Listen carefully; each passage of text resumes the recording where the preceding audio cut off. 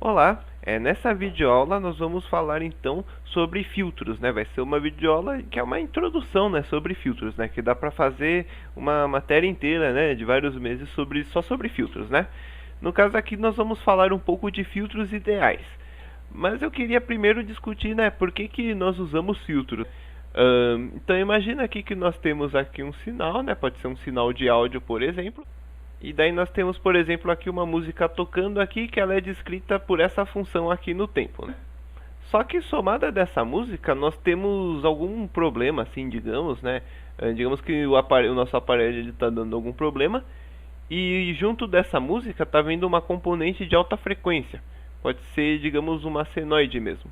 E daí na nossa música nós estamos vendo isso aqui, né? Junto com a componente de alta frequência. E isso aqui vai estragar um pouco a música. Então, se nós fizéssemos a transformada de Fourier dessa música aqui, desse sinal de áudio, nós teríamos aqui o eixo da frequência, né? E aqui eu vou considerar só o espectro de amplitude, né, para a parte positiva, né? E aqui nós teríamos a informação da nossa música, né, das frequências que compõem nossa música, né, que depende dos instrumentos, das notas que estão tocando. Só que aqui nós teríamos aqui essa componente senoidal que eu falei, né? Só que é uma componente senoidal, né? Na verdade é bem diferente do ruído, que é outra coisa, né? E nós queremos eliminar essa aqui, né? Qual que seria a solução para esse problema? Seria passar esse sinal aqui por um filtro passa-baixa. Isso aqui é um filtro passa-baixa. E o que esse filtro passa-baixa vai fazer? Ele basicamente vai pegar o nosso sinal da música, eu vou aqui colocar ele em vermelho junto, né? Aqui está o nosso sinal da música. E ele vai deixar passar frequências que estão dentro desse W aqui, ele vai passar frequências que estão dentro desse W aqui, e ele vai cortar frequências altas. Por exemplo, aqui o nosso impulso aqui, que representa a nossa senoide, que estava junto com a música. Então, tudo que está aqui ele vai multiplicar por zero, né? E tudo que está aqui nessa parte aqui ele vai multiplicar por 1. Então você pode ver aqui que ele na verdade é um pulso retangular, que ele tem essa largura aqui de 2W, né? Então isso aqui seria o espectro do nosso filtro passa-baixas. Então depois dele multiplicar essas partes aqui por zero e essas partes aqui por 1, nós teríamos de novo o nosso sinal original. Então nós temos aqui de novo o nosso sinal original, ele está aqui recuperado, né? Então esse filtro passa-baixa, a função dele, o nome já diz, né, o nome já descreve, ele está deixando passar frequências baixas. Ou seja, ele está deixando passar essas frequências aqui que são relativamente baixas. Porque nós tínhamos junto dessa frequência aqui, uma frequência muito alta, né? E esse filtro ele vai cortar essa frequência alta. Então vamos olhar agora como nós poderíamos fazer o nosso filtro passa-baixa na prática, né? Então nós temos aqui o nosso filtro passa-baixa, né? Essa aqui seria a função H de ômega, né, do nosso filtro passa-baixa, que é ômega, né? Não vai confundir ômega com o W, aqui é ômega, né? E aqui é W, o W é a largura do filtro, né? E aqui nós estamos calculando a transformada inversa de Fourier do nosso filtro passa-baixa. E a transformada inversa de Fourier do filtro passa-baixa é essa função sinc aqui. Ou seja, tudo o que nós precisamos fazer é implementar algum sistema cuja resposta ao impulso, eu vou chamar esse aqui de H de t. Esse sistema ele vai ter uma resposta ao impulso que é igual a essa sinc aqui. Porque daí nós estamos entrando aqui com o sinal x de t e nós sairemos aqui com o sinal y de t, que é o sinal filtrado. Esse aqui é o nosso sinal filtrado, e o sinal filtrado ele é dado pela convolução do x de t com o h de t. Por isso que nós aqui no começo estávamos fazendo a multiplicação aqui, né? Porque nós estamos utilizando a propriedade da convolução da transformada de Fourier, em que uma convolução se transforma numa multiplicação. Pois bem, então o nosso trabalho seria ir no laboratório e fazer um circuito aqui que ele se comporta dessa forma. Quando eu coloco um impulso, eu vou ver isso aqui. Só que tem um problema, né? Porque o impulso ele vai acontecer no tempo igual a zero. Então eu vou desenhar aqui, por exemplo, se nós estivéssemos olhando em dois canais de um osciloscópio, né? Nós teríamos aqui de novo o eixo do tempo, né? E daí digamos que o impulso acontece aqui. E daí na saída do nosso sistema nós temos que observar isso aqui. Só que isso acaba sendo impossível, né? Porque o sistema ele não tem como saber o tempo que o impulso vai acontecer, a hora que o impulso vai acontecer. Então digamos que o tempo está avançando aqui, né? Ainda não tem nada, de repente acontece o impulso aqui, só que aqui em cima de novo nós não tínhamos nada ainda. E daí quando acontece o impulso ele estava aqui e nós tínhamos que ter alguma coisa acontecendo antes do impulso acontecer, né? Ou seja, o sistema ele teria que prever o tempo, né? Isso aqui seria um sistema não causal. E acontece que nós só podemos implementar sistemas causais simplesmente porque nós não podemos prever o tempo, né? Ou seja, só depois de acontecer o impulso na entrada do nosso sistema que nós podemos ter alguma resposta do impulso. Então quer dizer que nós não podemos fazer filtros passa-baixas nunca, né? Na verdade, nós podemos fazer filtros passa-baixa, só que podemos fazer filtros passa-baixa não ideais. Esse aqui é um filtro passa-baixa ideal. Então vamos refazer aqui embaixo esse filtro passa-baixa que ele é aplicável, que ele é fazível na prática, né? Em vez de nós termos aqui a função sinc, nós vamos ter uma resposta assim. O impulso acontece, então aqui é o tempo zero, né? E daí a resposta do impulso ela vai começar a fazer o comportamento da sinc e ela vai fazer isso aqui. E aqui obrigatoriamente vai ser zero. Essa parte aqui antes do impulso ocorrer vai ser zero, porque nós não temos como prever o tempo, né? E outra coisa, essa resposta aqui ao impulso ela não pode acontecer infinitamente, né? Então vai chegar um momento aqui que nós teremos que truncar a função sinc. Então na prática nós temos uma função sinc truncada, que ela vai ser zero, aí ela vai fazer alguma coisa aqui, né? E daí depois ela vai voltar a ser zero. Aí basta então nós escolhermos então um atraso aqui, vamos chamar esse atraso aqui de t0, né? Aqui embaixo é o eixo do tempo, né? Então nós teremos essa resposta ao impulso ao sinc, só que ela vai ficar truncada, né? E ela vai ter um atraso aqui.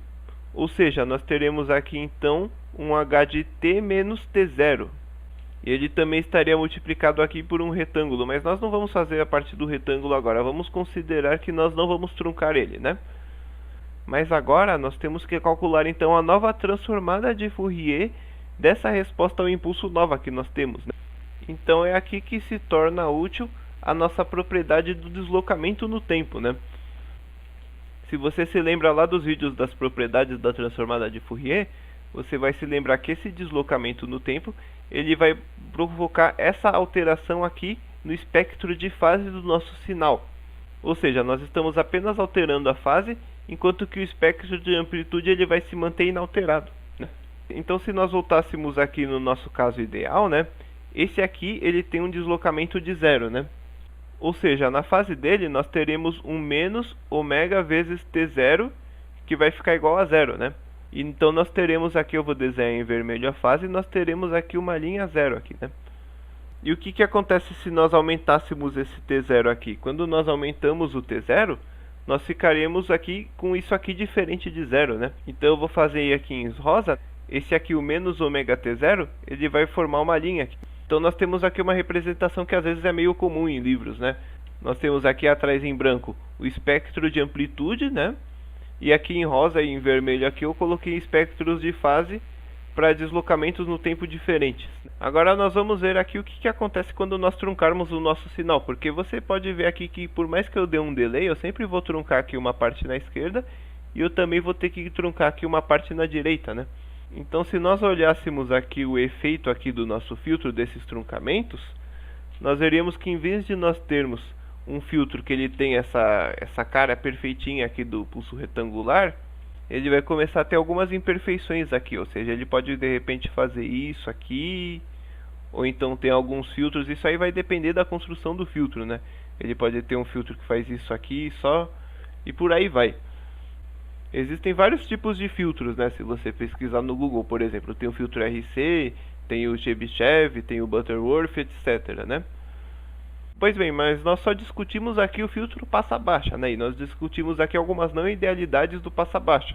Mas então vamos revisar aqui os tipos principais aqui de filtros que nós temos. Então aqui nessa figura nós temos aqui uma representação em amplitude e uma representação em fase do filtro passa-baixa, né? De novo, ele está deixando passar aqui as frequências baixas, né? Aqui é negativo, só que ele só se reflete, né? Então o filtro passa baixa, ele é descrito na frequência por essa função aqui, é um retangular, né? A função retangular. E a correspondente aqui no domínio do tempo, que é a transformada inversa de Fourier, vai ser um sinc, né? Um sinc de t. Lembrando que esse W aqui ele é diferente do ômega, né? Aqui nós temos o ômega, né? Não vamos confundir. E aqui é o W, que é a largura do filtro, né? E aqui eu desenhei junto o espectro de fase dele, né? Considerando que nós temos um delay. Ou seja, com esse espectro de fase aqui, se nós tivéssemos um delay, nós teríamos aqui a exponencial e na menos j ômega t0. Mas para o nosso caso aqui, como você pode ver em todos esses gráficos, os pulsos eles estarão centrados no zero e estão infinitos, né? Então eles são filtros ideais. Então, na verdade, para todos os casos aqui, nós teremos que o espectro de fase ele vai ser essa linha aqui, né? Mas eu estou desenhando mesmo assim essas linhas aqui só para representar melhor o que acontece com todos os filtros, né? E uma observação aqui é que como o filtro é ideal, então aqui para fora ele vai estar sempre multiplicando por zero, então não faz diferença o que acontece aqui no espectro de fase. Então ele tem que ser linear aqui nessa parte, mas depois ele pode fazer o que ele quiser aqui, né? Pois bem, então esse aqui é o filtro passa baixa. Temos aqui agora então o filtro passa altas, né? De novo, aqui nós temos frequências baixas, né, nessa parte aqui, e aqui começam as frequências altas, e ele só vai deixar então passarem as frequências altas, né? Aqui é negativo, mas é a mesma coisa, é só uma reflexão aqui, né? Então nesse caso, né, nós teremos 1 menos o hat de t, né? Porque todos eles estão passando aqui no 1, né? Nós estamos fazendo um filtro perfeito, né? Ele não vai amplificar nada, ele só vai multiplicar o sinal por 1. Então nós temos aqui 1 menos hat de ômega sobre 2w, né? Ou seja, aqui nós temos aqui o menos w e aqui nós temos o w. E o filtro ele é basicamente o inverso do filtro passa baixa, né? O filtro passa alta é a coisa inversa do filtro passa baixa. E você pode ver aqui que eles são meio que complementares, né? O filtro passa baixa ele ficava aqui, né? Então nós estamos fazendo 1 menos ele. E daí, se nós fizéssemos a transformada de Fourier inversa desse filtro aqui, nós chegaríamos nessa função aqui. Basicamente, aqui nós temos a resposta do filtro passa baixa, né, que é o sinc, né? Só que aparece aqui também um impulso, né, um impulso no zero, ou quando começa a resposta do filtro. E esse impulso aqui se deve a esse número 1 aqui, né, porque a transformada inversa do 1 é o impulso. Então ele fica com essa cara aqui no tempo, né? Aqui nós temos aqui o sinc invertido, né? Aqui o sinc negativo. E aqui está o nosso impulso aqui em rosa, né? E aqui está a resposta em fase, né? Do filtro, né? Então ela vai, no caso aqui, se expandir aqui para infinito e para menos infinito aqui, no caso, né? Porque o filtro ele vai deixar sempre passar todas as mais altas frequências, né?